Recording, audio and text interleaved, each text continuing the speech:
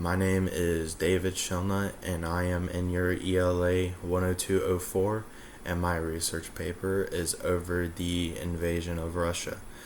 And you could say the argument of the paper is the similarities and differences from the French army of Napoleon and the Nazi army of Hitler. And the biggest difference, the biggest difference of the whole war and invasions of Russia was the treatment after the war happened. And the French army had the best success for treatment after the war. They had much respect for the Russian soldiers, even though they burnt down Moscow.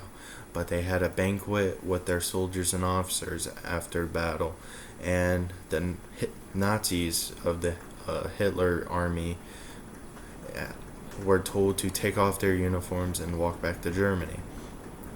And Napoleon had the greatest success of the invasion of Russia because he actually got to Moscow and burnt it down. He had he had a massive army, biggest of the time when he was invading Russia, of 6,800,000 men when they were invading Russia. So the whole spiel of why he wanted to invade Russia was because the English had an embargo on the French, so they could not get supplies into France. So Napoleon was mad, of course, because he did not like this, and he asked for allies, and he asked Russia for protection and to become an ally with him, and Russia refused. So Napoleon became furious and decided to invade Russia, and the Russians did not like this, so they went to war. Napoleon had the great initiating attacks and got really far, but the problem with invading Russia is always it goes to winter time, and no one can beat the Russians when it becomes winter, because the harsh weather makes literally anything impossible to do, except for the Russians, because they are so used to their weather. And the Grand Armée, which is Napoleon's army, were starving and just retreated, weren't treated well at all. So you can say the Russians used their scorched earth tactic, what they used in both invasions of Russia with Napoleon and Hitler, as they burned everything whenever they were retreating, so they can get no more supplies. And it happened to Hitler too, and they just have no more supplies, and their men starve, even though their generals are thriving, trying to get more and more land, which is impossible for their soldiers to go. So at the end of Napoleon's invasion, he lost 570 men were dead, 1,050 guns were lost, and over 200,000 horses were dead. And Napoleon's Grand Army was done. He lost 83% of his men, and the invasion of Russia was over, and Napoleon's reputation at that time ended, where he was banished from his government and was destroyed reputational. Yeah, he was just did not have a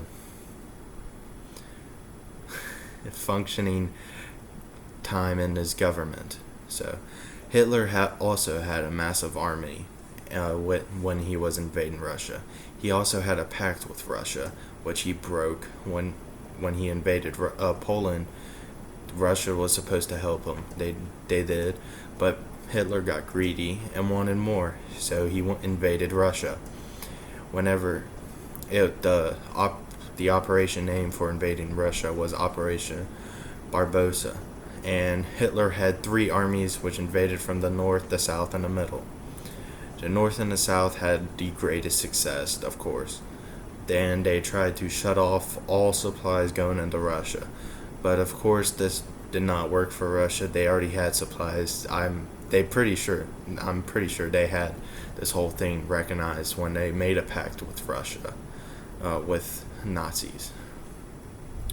So the Russians used the same tactic whenever they had the invasion with Napoleon, and they used the scorched earth. And at the time, Hitler never made it to Moscow. He made the outskirts out of it, but the Russians kept sending troops to stop Hitler, and they successfully did, and pushed Hitler back all the way to Germany. And then this was the time of whenever the Americans were in the war too, and it was the end of the Nazi regime. So it was the Nazis' greatest mistake was invading Russia, because they put all their forces into invading Russia and left the west side open for the Americans to destroy them from the west side. And the Russians came back after the losing amounts of ground in Russia until Moscow, and they just pushed back all the way to Berlin and won the war. So you can say similarities is Russia used the same tactics of the scorched earth and waited till winter for the biggest fight back, because Russians are used to the winter time. So both Napoleon and Hitler learned that no one could ever invade Russia. It's just not impossible. Russians have the same mental message that they fight till their last blood drops.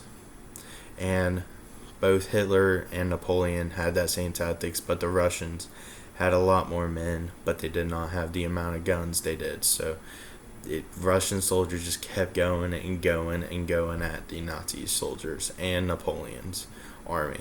So inevitably, the Russians will always win in the winter, and will always win in an invasion. It is just impossible to win against the Russians in the winter or any time because of their numbers. And that is about it for my research paper of the invasion of Russia.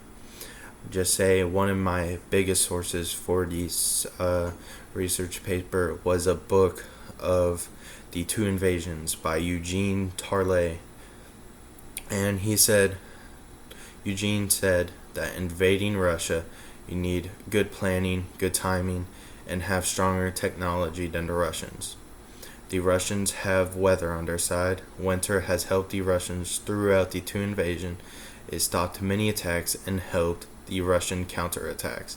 If anyone could invade Russia again, they would have to look at these two invasions, see what they did wrong, and make their planning invading Russia start in the winter. So their initial attacks would be slow, but their final attacks would be glorious in victory.